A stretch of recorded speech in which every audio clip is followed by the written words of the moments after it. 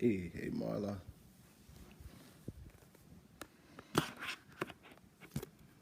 All right. Come on in.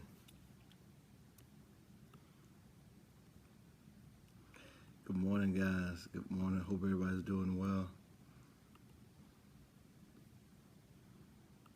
Missed you yesterday, Gary. Hope everybody's doing well. Come on in.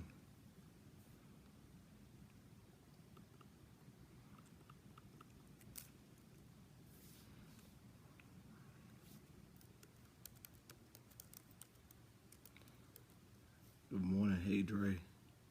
Marcus, good morning. Y'all know what to do. Come on in, invite your friends. Tell me where you're at. What's up, Chris?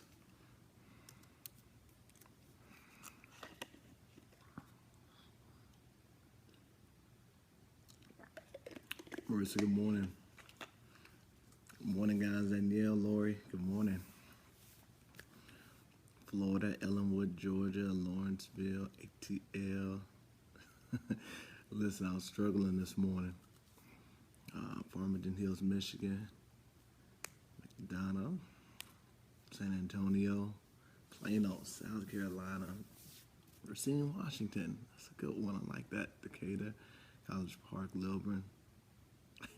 Marcus, listen, I'm struggling because these weekends are getting me now. Jonesboro, Leesburg, because we're doing this piece. Y'all see my shirt? Are you okay? Are you okay? These weekends have me struggling, and trying to be sure I keep up with reading, but trying to be sure y'all don't get behind either. Rochester, yes. All right. All right, guys. Well, it's good to have y'all in here this morning, Fitchburg, Wisconsin. Oh, wow. I like these Wisconsins. All right. Great to have all of you all in here this morning. Hope everybody can hear me and see me well. Still trying to find the right location in my house where I can make this happen. But this is going to work for the moment. It's going to work for now. Hey, Arnita, slow down. Good luck. You know me better than that. It's going to be hard for that to happen. But I hope everybody's doing well. So I want to go ahead and get going this morning.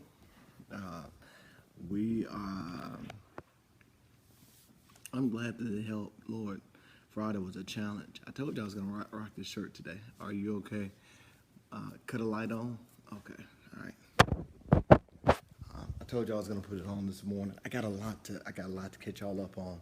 I feel like we are centuries. I feel like I'm centuries behind on our 90-day Bible challenge. It's where we should be.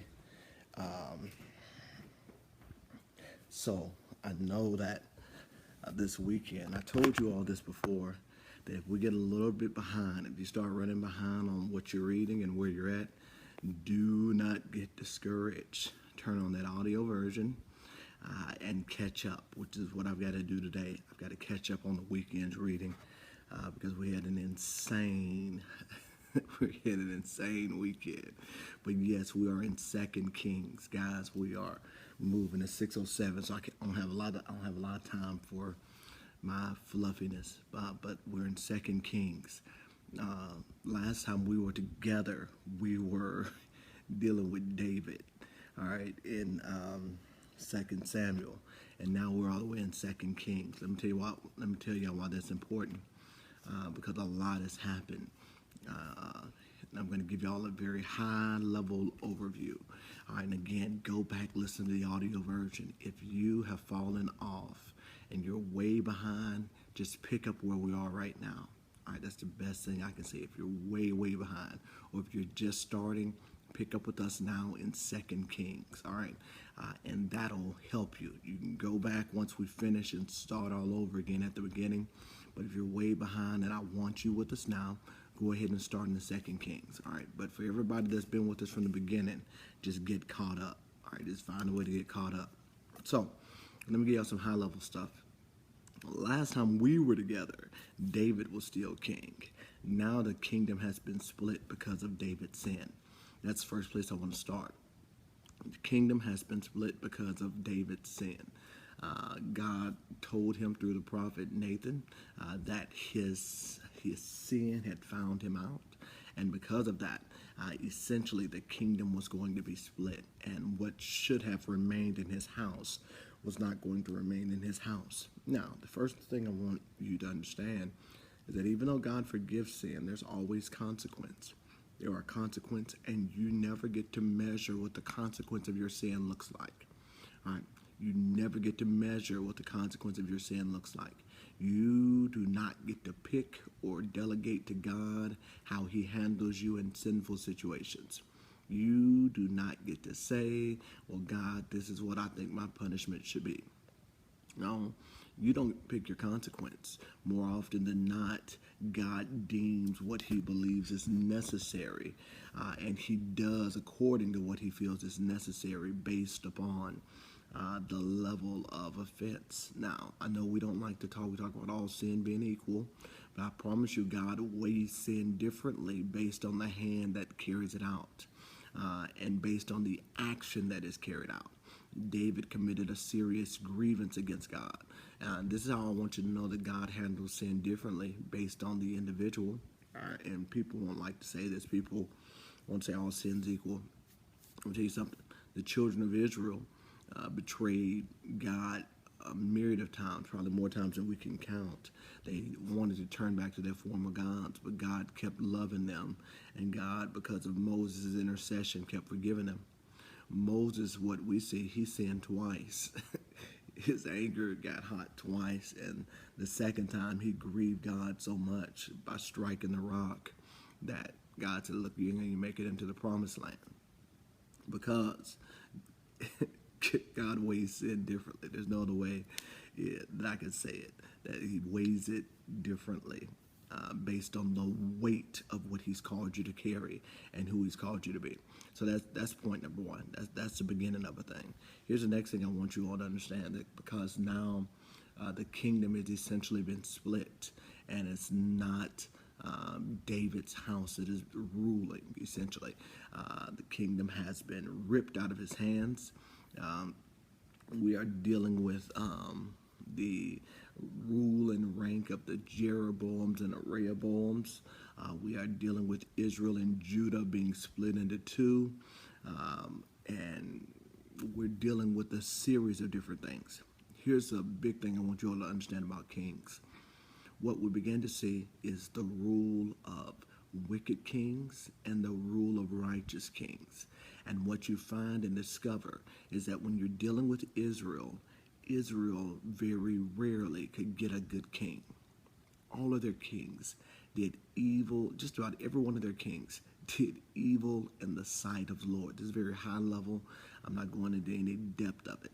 But just about every one of their kings did evil in the sight of the Lord. Judah was a little bit different, and we're going to talk about some of that today. No, we're going to deal with Elisha this morning.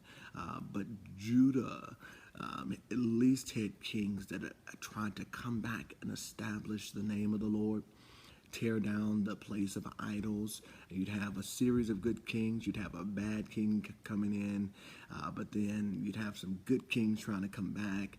You'd have bad kings. They couldn't get it together, essentially. They just couldn't get it together.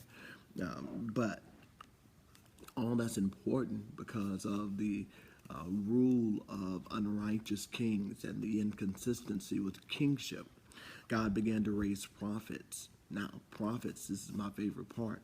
First prophet that we realize or really see in power and demonstration that's raised up is Elisha. He's Elijah. Elijah appears out of nowhere. I'm still in 1 Kings. I'm going to get to where I'm going to deal with today. Elijah comes up out of nowhere, literally. He comes up out of nowhere. He is a man who really has no origin. He just pops up out of nowhere. He gives a prophecy that it ain't going to rain again until I say it. That's a bad man. I'm telling you. This a bad man that can just show up on the scene and say, look, rain ain't going to happen unless I tell you rain going to happen. And the heavens shut up for literally 42 months. 42, significant, because it's the same number of generations that Jesus came down before he was born into the earth. 42 is not just an arbitrary number. It's not just a number that was picked. It was 42 months, which rivaled the 42 generations that Jesus would come down through before he was born. So all that being caught up in there. Again, this is all just high level. I'm just kind of glazing over some pieces. Elijah comes. Elijah wars with the other false prophets. Elijah prophesies the death of Jezebel and Ahab. All of this is happening. But the important thing that happens for me is that God does not leave Elijah by himself. Elijah, after having his greatest victory, finds himself stuck in a cave. And it blessed me because has anyone else ever found themselves coming out of a victory yet stuck in a place where you feel like nobody understands you? You know, you've just had a tremendous victory. And on the other side of your victory, you don't even know who you can talk to. You don't know who's going to understand you. You don't know who is going to be there to relate with you. The moment where you should be celebrating, you find yourself stuck in a cave asking God, what in the heck is going on in my life?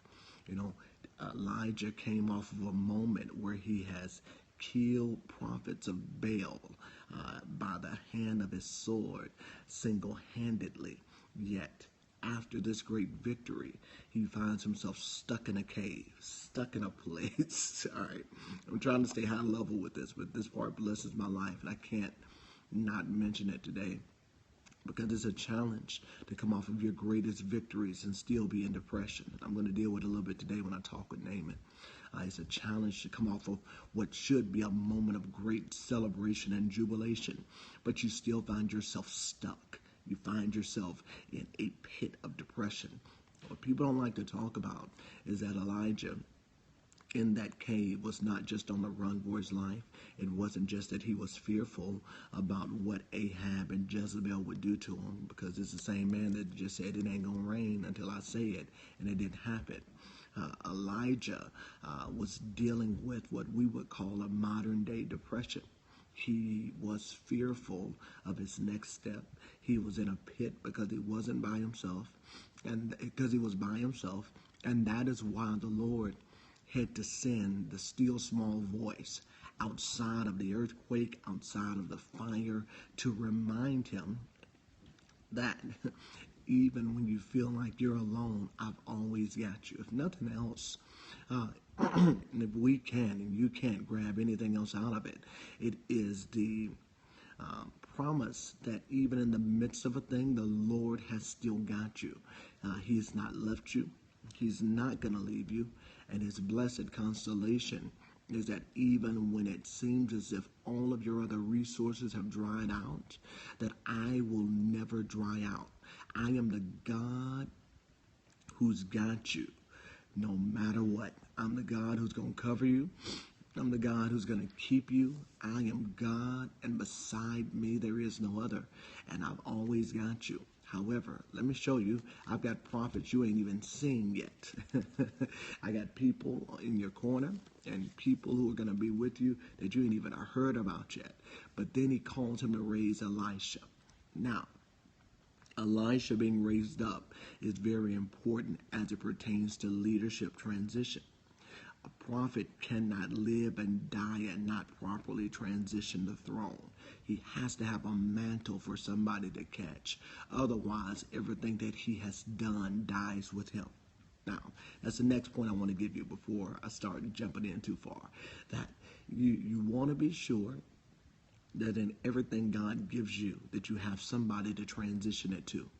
Because it is the greatest tragedy for God to have left you legacy in the earth, but it dies because it wasn't transitioned properly. Or God giving you a mantle, giving you something to leave in the earth for others, but because you couldn't do it, or because you didn't have it, anyone to put it in their hands, or you didn't trust anybody to give it to, you could not successfully carry out what God put in you. All right. You gotta be able to pass that baton. All right. He passed it to Elisha. Now, the man he passed it to, believe it or not, as great as Elijah was, Elisha was even greater, which is a phenomenon all in itself, because Elijah was a bad man. But to think that Elisha was even better than Elijah was says something tremendous about the grace that was on the life of Elijah and what he passed on to somebody. Now, here's the next part. You can't be afraid of raising somebody up who's going to do it better than you. You can't be afraid of raising somebody up who has the capacity to do it better than you. And if you're afraid to raise somebody up that can possibly do it better than you, you may not be fit for what you're carrying right now yourself. You can't be afraid to hand the baton off to somebody who's going to multiply and duplicate and double what you did, which is exactly what happens in Elijah. All right, I'm doing all this high level because I want to get to 2 Kings 5. Elijah doesn't die. He's caught up in the clouds. He's caught up in a mantle. He's caught up in a whirlwind. His mantle falls. Elisha catches it, and Elisha becomes the prophet, and he immediately begins to work miracles. Now, doing all this to get you to 2 Kings 5, which was the end of last night's reading. Today is 2 Kings 6 through 2 Kings 19. All right, so I'm at 2 Kings 5. And we're dealing with the life of Elijah. And this morning we're dealing with a man called Naaman. 2 Kings 5, dealing with a man called Naaman. Now, here's what the scripture says, and we're going to go through this together, and I'm going to pull and extract these truths out that I hope help you as they have helped me. 2 Kings 5 says this. Now Naaman, commander of the army of the king of Syria, was considered a great man by his king and was highly respected because through Naaman the Lord had given victory to Syria. He was a man of courage, but he was a leper. Lord, I feel like Donald Trump this morning. Help me. All right. He was a man of great courage, but he was a leper. All right. He was a man of great courage, but he was a leper. Now, this is why I'm sorry.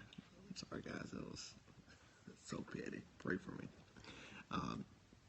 Here's the first thing I want you to understand. You can be great in the eyes of people, yet still have a private affliction that runs over into your public life. And he was a great man. He was full of courage. He was a great leader, but he still had an issue. He still had an issue. He was a leper. Have you ever been in a position where your greatness was marred by your private issue? Where the very thing that people called or felt like you were a triumph in, and that you were tremendous in this and you were tremendous in that, but they stopped your promotion because of your private issue that you refused to deal with? Now, technically, Naaman shouldn't have even been able to war, and he shouldn't have been able to be a commander of men because of his leprosy. But he was such a courageous man and so highly respected that people looked past his issue in order to allow him to function the way that it best suited the king of Syria. Now, all of that is important because too often in the church, we applaud people's abilities without helping them deal with the private issue that is plaguing their lives and their destiny. And the truth of the matter is that you can be a tremendous gift. You can have tremendous ability. You can be highly respected. But if no one can touch the private issue that you don't want to deal with, you'll never be what God really called you to be. I know these last couple mornings have been tough, and I've been coming for some stuff these last few mornings, and I'm doing it very intentionally. I'm doing it to dig into your soul, to ask you the question, what is the thing that is your issue of leprosy, where everybody else has seen you as great, but you know privately there's an issue that you are dealing with that you have not been able to conquer on your own? More often than not, God has sent you help, but you have rejected the help out of fear of being exposed over something that everybody already knew, but they just looked over. What happens when everybody knows about it, but they just look over it? They accept it. It's just a part of who you are. It's just the way you were born. They've always known you've been like that. And it doesn't stop. I mean, because you're a good person. You do good things. You have an amazing gift. You prophesy and you're accurate. You preach and souls are stirred. You know, you cook better than anybody else in the church. You know, you'll do anything for anybody. You know, well, you know, you're just a good person. You've got a good heart. And what we find out is that we mess around and compliment and elevate people's goodness without dealing with the leprosy that's still stuck in their souls. The thing about leprosy is that it is not a type of illness or disease that can be really be hidden. You know, you're talking about limbs turning white as snow. I mean, it's not something that can be hidden. But what happens is when we elevate somebody's ability,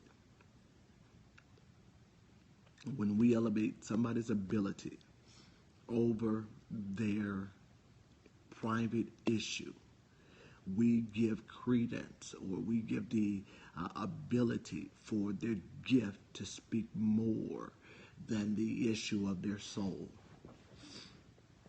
At some point, we have to be in a place where we want somebody to deal with our bleeding more than we want a platform or a position. At some point, we got to be okay with nobody knowing our name, but somebody dealing with our issue. At some point, we shouldn't want to be just called great, yet the content of our soul is corrupt because of issues that have not been dealt with. And the church is the master of still draining people's ability and their gift while leaving them broken and unhealed in every other aspect of their lives. The church is the master of letting people keep secret sin as long as what they're doing for them is kept at a very high level.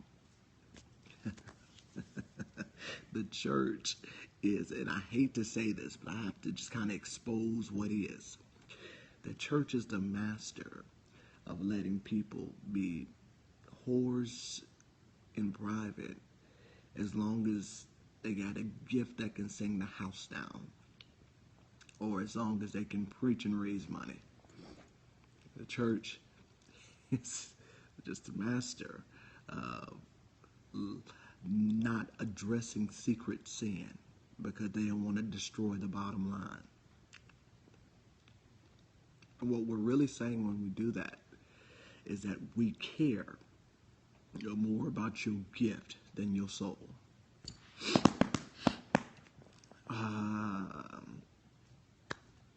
Now, let me take it off the church. Let me take it on you. Because most people, the reason why people love to be a part of big churches is because they can hide their secret stuff without ever being found out. The reason why people love to be in small churches is because people will overshadow their gift, or will look at their gift and will forget about everything else that's going on in their lives. The reason why most people don't like to be pastored, the reason why most people don't like to be fathered, is because the moment you give somebody that level of access, you give them the ability to deal with you on a completely different level. Are y'all with me? Are we together? All right, so it comes down to, are you satisfied being great in your own right while still dealing with an issue that can be touched, but your pride got to die in order for it to be touched? Because here's what happens. Let me keep reading.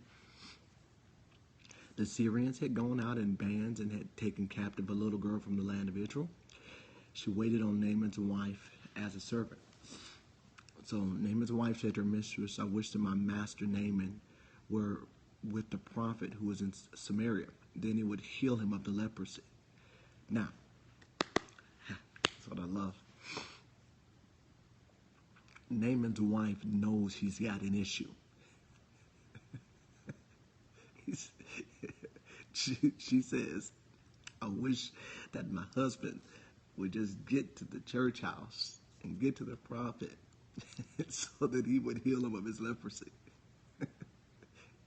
His wife was very well aware of his issue. And his wife knew what would be necessary for him to get his issue healed. She knew what it would take for the issue to be dried up. Now, how many of you all have ever had somebody to very clearly tell you what you need help in and how you need to do it, but your pride stopped you from doing it?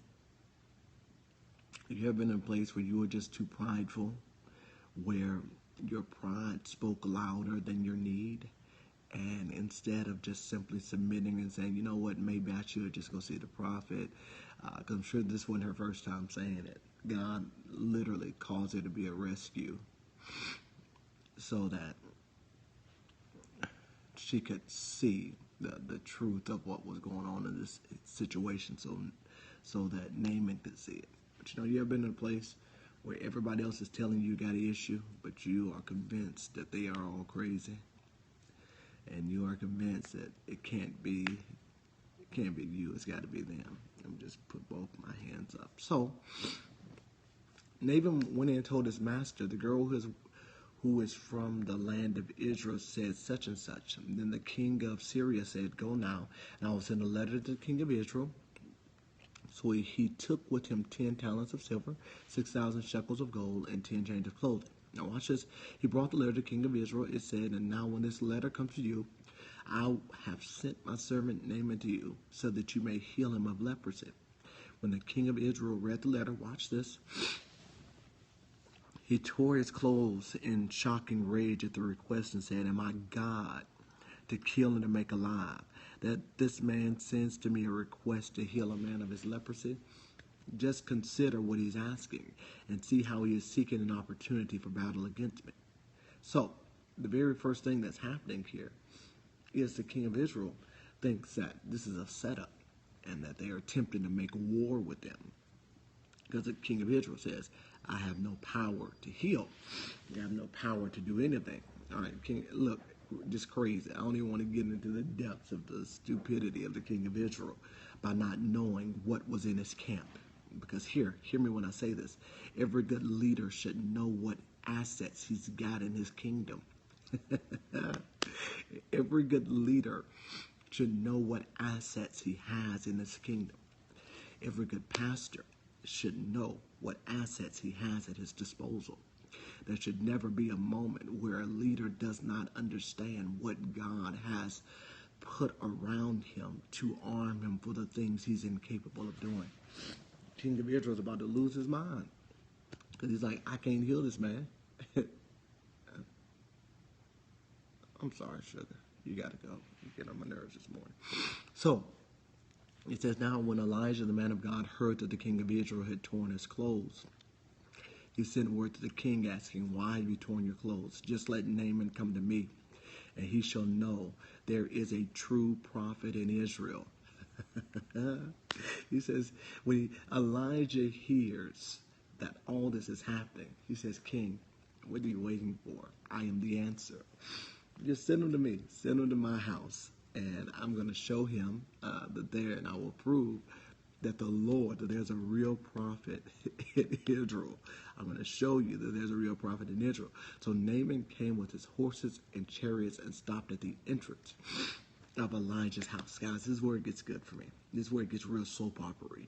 And I'm going to pull some truths out of here that I pray that you can apply immediately.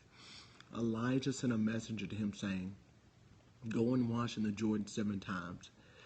No, ma'am. The devil is a lie. Go wash in the Jordan 7 times, and your flesh will be restored to you, and you will be clean. Go wash in the Jordan 7 times, and you will be clean.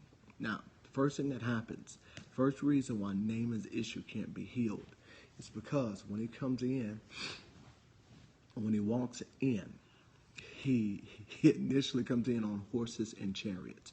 He comes in a very vaulted position. He comes in where humility is not the tenor of what he's doing.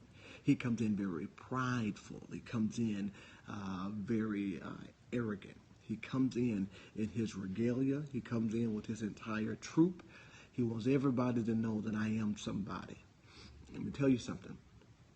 You'll never get healed of your soul issues if pride is still the tenor by which you're operating. If your pride is speaking louder than your ability and or your need to get healed, you will always find yourself stuck in a place wanting a healing that you can never get. All right, can I tell you that the greatest detriment to most people is that they allow their pride to speak louder than their need? Just uppity for no reason. Yeah, just prideful for no reason. And whenever pride has captivated your heart, and whenever pride is now the motive behind what you're doing and why you're doing it, you're always going to block your blessings, because pride is going to speak louder than your ability to get healed and to get delivered. So, very first thing that he does, very first thing that Naaman does is he comes in riding his horse. He comes in riding his chariot. He comes in with his entourage. Got everybody with him. And what he does is he comes and expects Elisha to come out to heal him. What Elijah does is says, look, Naaman, if you really want to be healed, go dip yourself in the Jordan River. He said, go take your haughty behind and dip yourself in the Jordan. Now, why is this important? The Jordan was a nasty space. The Jordan was a space that nobody would have wanted to be in. The Jordan is unclean. It's dirty. The water is murky at best. And he tells him to go dip himself in this dirty water. Now, this would not be an issue if it was anybody but Naaman. But Naaman was too proud. Naaman was too arrogant to do something as simple as dipping himself in the Jordan. Hold on, guys. Give me 1 second.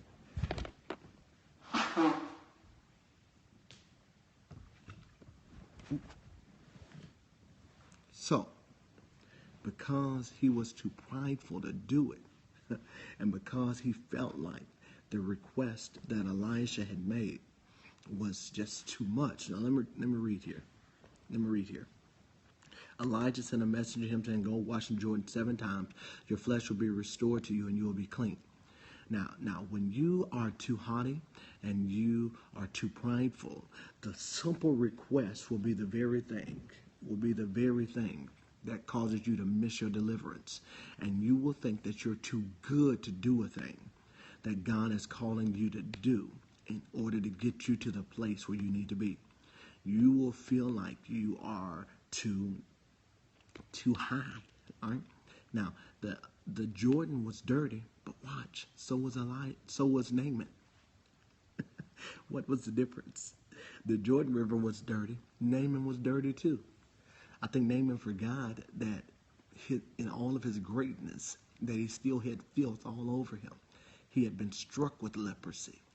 Leprosy was apparent to everybody that was around him.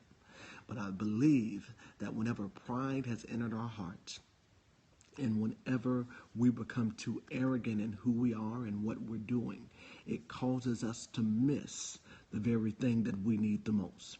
Can I tell you that sometimes God will send the person that's supposed to help you, but your pride can cause you to miss their appearing?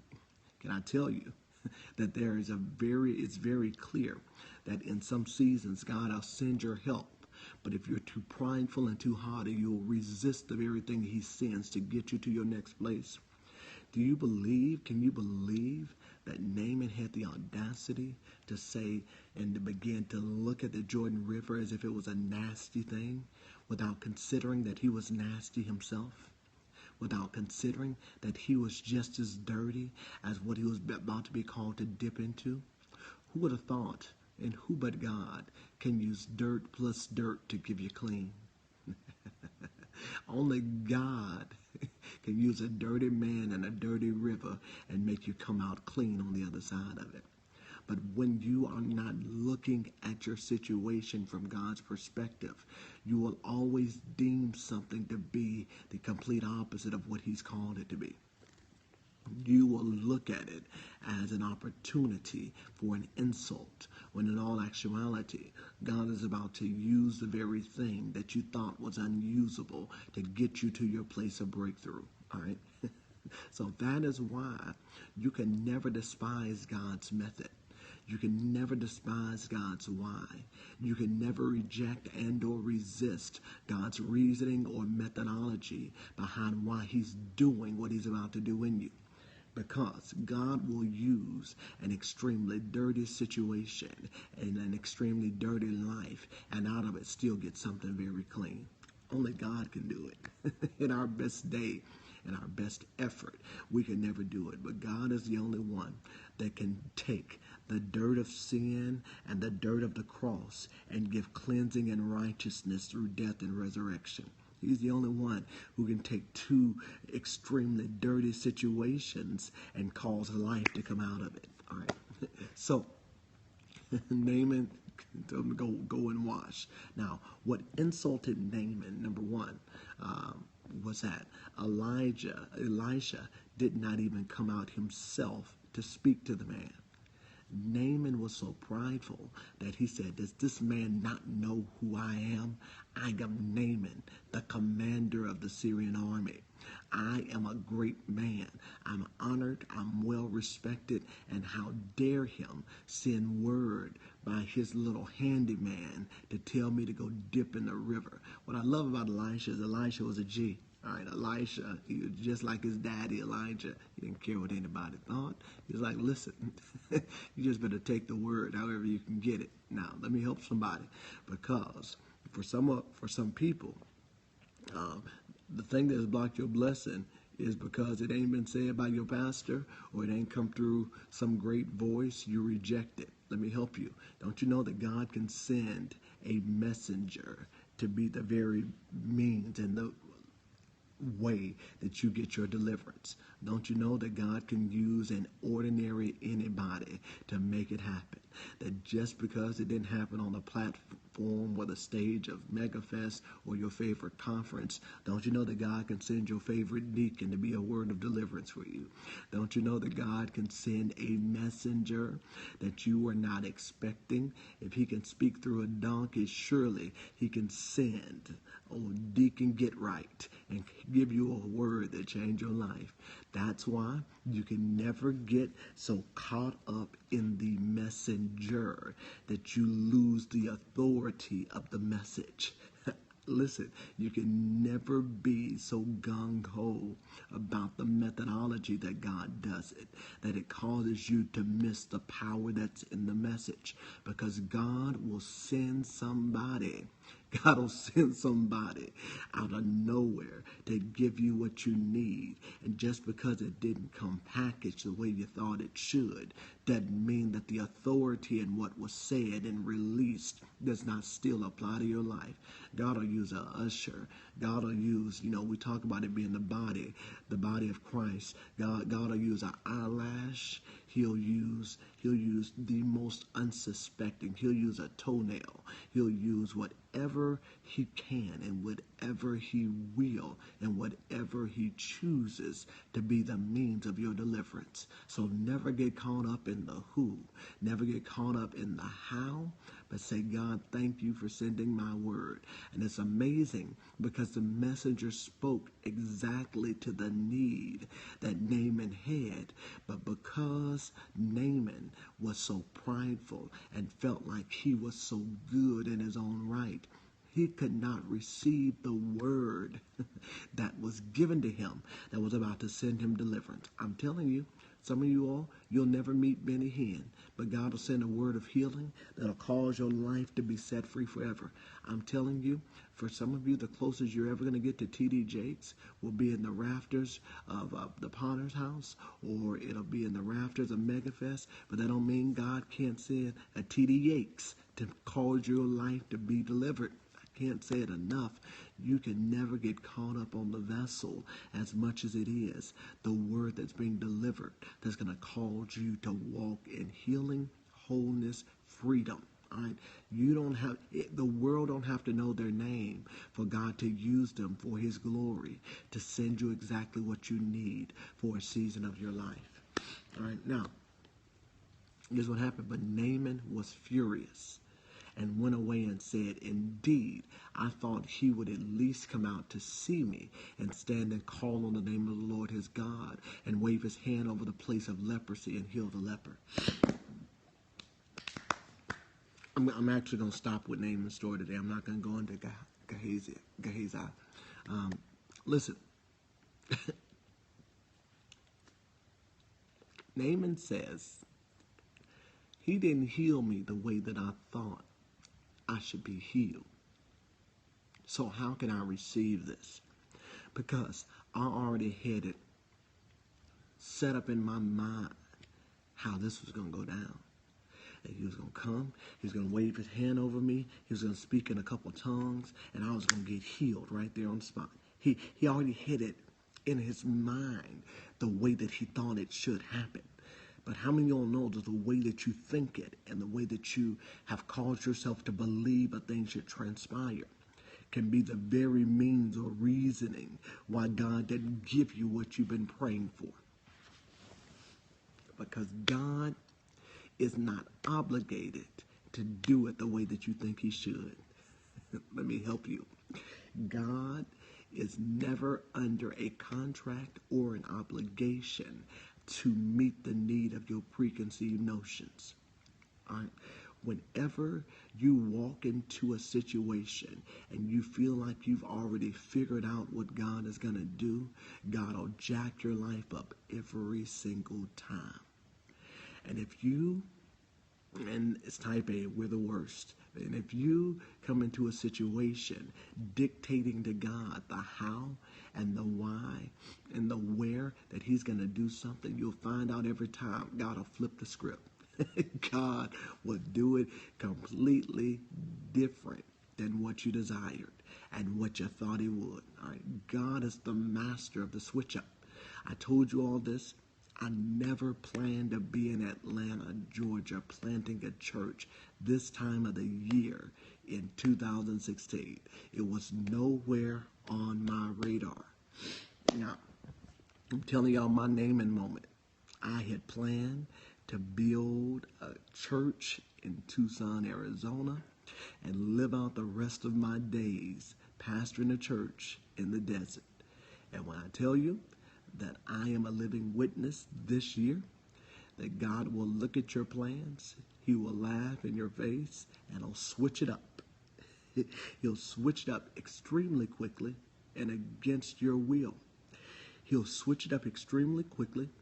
He'll do it against your will, and he'll do it in such a way where you're left to say, Lord, how in the world did that just happen? That went against my plan and went against my desire. And he'll just switch it up. Right? So I'm living in God's switch up. So I understand Naaman to a degree. I understand what it means to have it all figured out and for your type A to override or try to override God's will. I know what it's like to say, you know what, this is how God's going to do it, and it's going to be great. But can you live on the other side of God's switch? Can you still survive when God changes the course of what you thought he was going to do? And all of a sudden you're put in a place where he's not asking what your opinion was. He's asking, can you surrender? Now, why is that important? He says, I thought he would have came, wave his hand over me, and everything, he was just going to heal me of my leprosy. Whew. All right, that everything's just going to be better. And are not Abana and Pharpar, the rivers of Damascus, better than all the waters of Israel? Could I not wash them and be clean? So he turned and went away in rage. Do you understand that Naaman begins to tell the messenger the rivers that are better than the ones that Elijah has recommended? He begins to go down the list of better places where he could have dipped in order to get the healing that he needed. He thought the healing was in the water. The healing was not in the water. The healing was in the Word. Listen, the water was simply a means to an end. There was no healing power in the water that he was going to dip in. The healing really happened at the obedience of Naaman, at the word that had been given. Let me tell you something.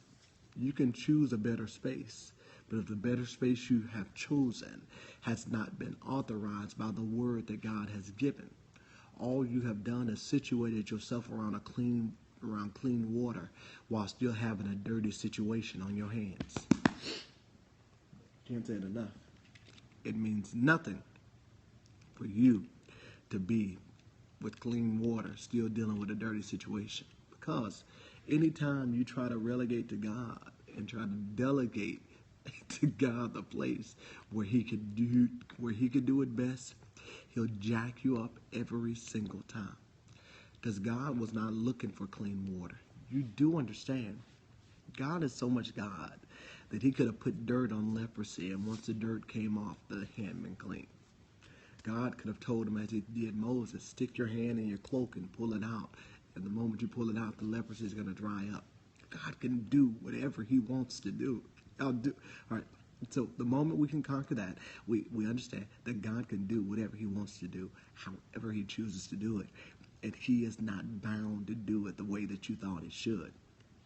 However, if your pride feels like it's got God figured out, and that you know it better than he does, you will find yourself always hitting the wall and missing the mark of what he has designed you to be. Okay? Point blank simple. Okay? It's either God's way or no way at all. Let me tell you the hard part in this. Not the hard part, it's just the submitting part. You can't get God's will doing it your way. You'll never get God's will if you have already settled in your heart that the only way it's going to happen is if you do it your way. It'll never happen. You'll never get God's will your way. It will never happen. He recommends the waters that would have been better, walks away in rage. Then his servants approached him and said to him, "My father, if the prophet had told you to do some great thing, would you not have done it? How much more then when he says to you, wash and be clean?" There's got to be somebody, and I say this all the time, there's got to be somebody in your life that can check you and cause you to see that you acted real dumb sometimes. Right? There's got to be somebody in your life that can say, you're not being really smart in this moment. Even if it's your servant. There's got to be somebody, hear me, there's got to be somebody that can just run a check on your life and be like, listen, that probably is not the best decision. There's got to be somebody who can check you and call you into accountability. Who in your life can say something to you,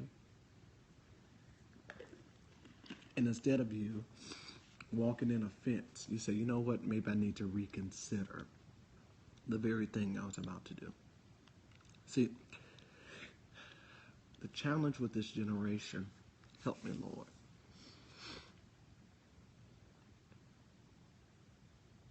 Are y'all okay? Here we go. Go ahead. The challenge with this generation is that everybody is so easily offended whenever a word is given to them that does not meet their metrics of how they feel like it should come. it is a challenge when you have to deal with situations and individuals who are always easily offended. What I've learned is that sensitive people never really arrive at a place of greatness. When your feelings are always on your sleeve and nobody can check you without you just kind of running away and saying, you know what, maybe I just need to quit. Maybe this is not for me. No, just learn how to handle a check. Just learn how to handle a check. Just learn how to get checked and get over it. It's a very, very, very, very spoiled generation. It is very spoiled. And people run from the check rather than just handling it for what it is.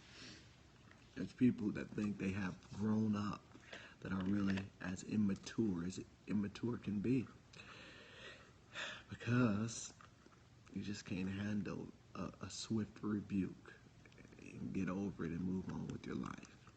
Now, I'm going to share this, and that's why I think I've got a right to say this, not just because of my position in the kingdom and what God's called me to do in Atlanta, but because I was, when we were living in Tulsa, Oklahoma, before my pastor at that time, Bishop Gary McIntosh, before he hired me and made me his youth pastor, I was his armor bearer for right at a year.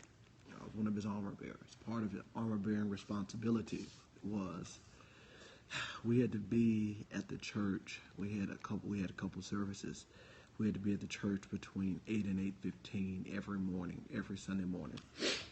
We got there 8:15. Bishop normally didn't get there to 8:30, 8:45.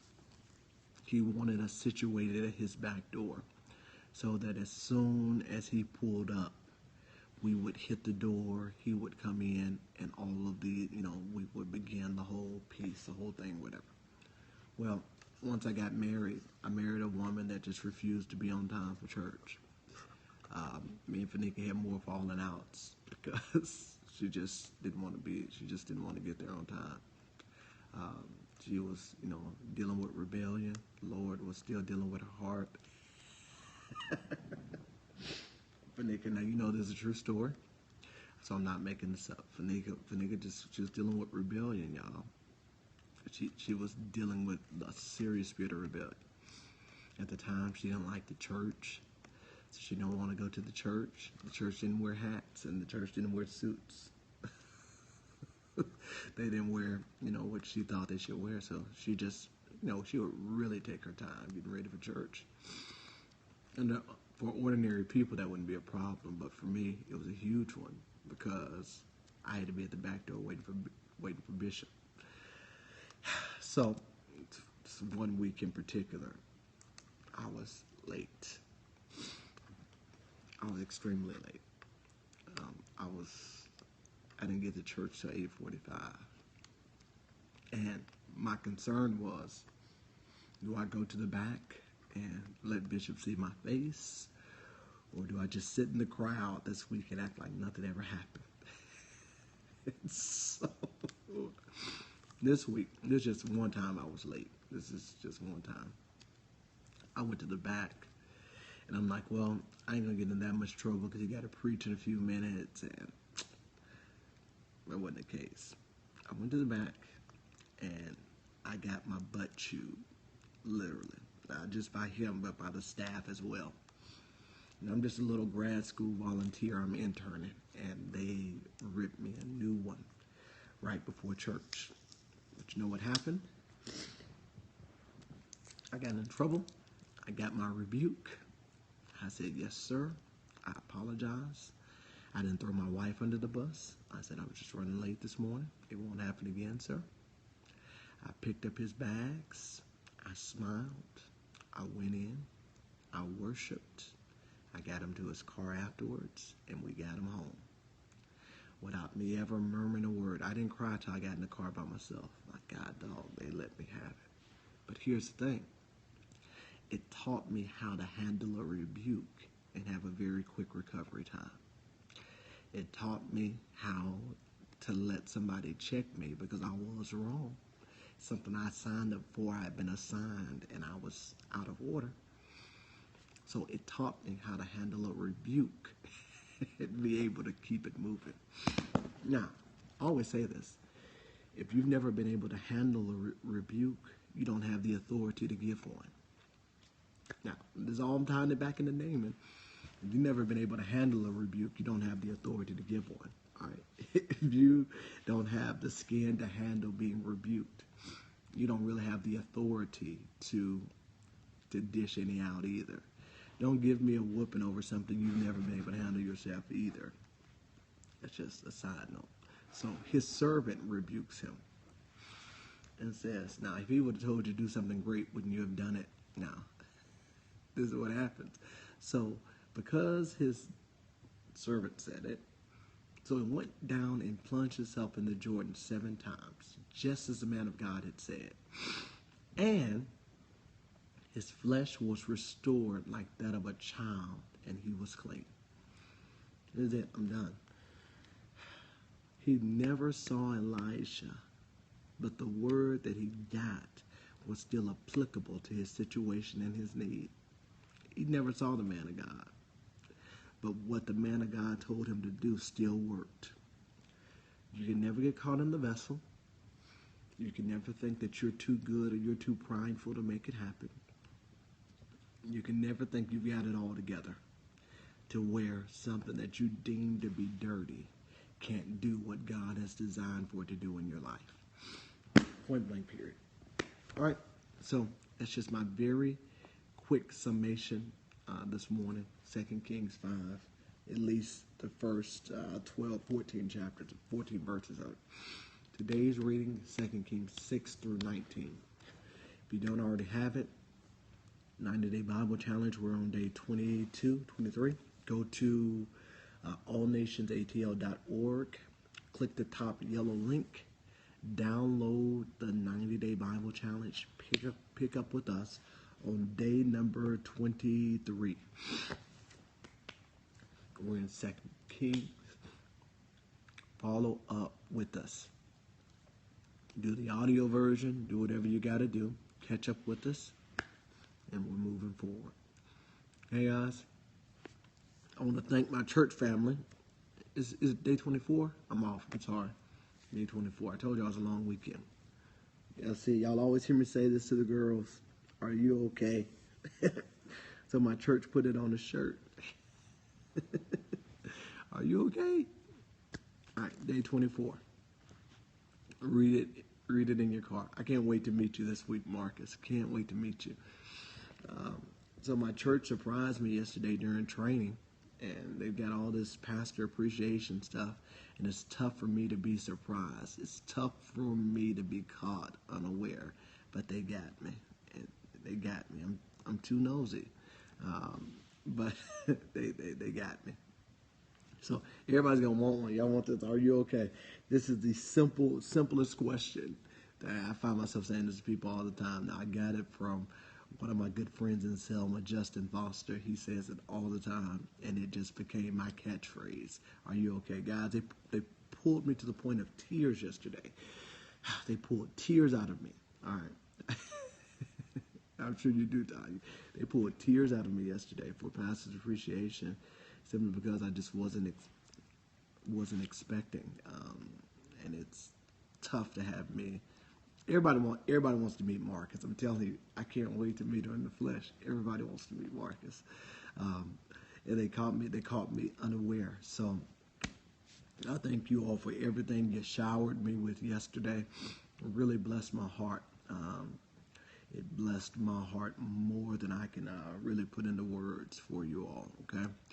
So I love you all. See, they love the worship room. You see that, Marcus? They love the worship room. I love it. I love it. I love it. Marcus is an amazing guy. That's why I can't wait to meet him in the flesh. He's amazing. Oh, he's amazing. I love him. All right. So I look forward to being on here with you guys tomorrow morning. I think I'm done for the day. Oh, hearts and hands. How can I forget? Hearts and hands. Hearts and hands. Throw them up there. Hearts and hands. Hearts and hands. If any of this resonated with you at all, hearts and hands. All right. God bless you, daughter of Zion. Gotta block you, though. God bless you. God bless you. See, everybody love the worship room. Y'all see that? See that, Marcus? I love it. All right. So I love you guys so much, and I thank God for each and every one of you. Let me tell you something. Someone asked me, I think it was last night. Friendly Styles was going on in my living room, in my kitchen. And someone asked me, are you going to do this after this 90-day challenge? Guys, I don't want to say addicted, but I love being on here with you all in the mornings. We're going to see what happens by the end of the year, because once I start Sunday morning ministry, everything may change. But right now, I'm just loving it. I'm in love with being on here at 6 a.m. in the morning. So we're definitely going to keep it going. Friendlets are moving. We're definitely going to keep it going through the end of this year. And then we're just going to see what happens. All right.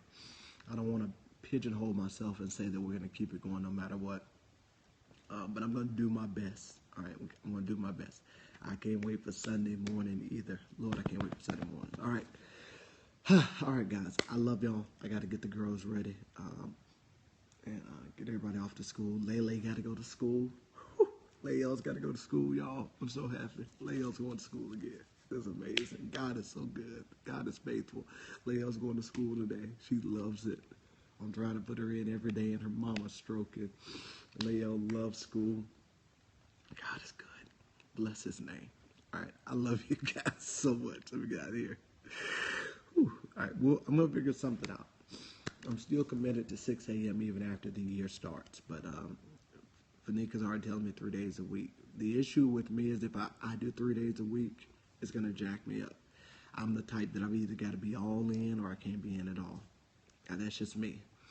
No more baby making. I bind that in Jesus' name. Oh, I felt a mighty tongue rising up.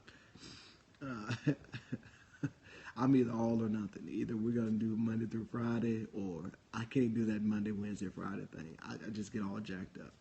My sleep schedule, I'm either all in or nothing at all. So we're gonna figure that out. All right, we're gonna figure it out. Somebody trying to give us more kids. We had an extra kid yesterday, and it just didn't work out. I said, Lord, you were smarter than us. Thank you. Whew, you were smarter than us. All right, I got to get out of here. Let me get these girls ready. All right, see y'all later. Love y'all. Have a great day.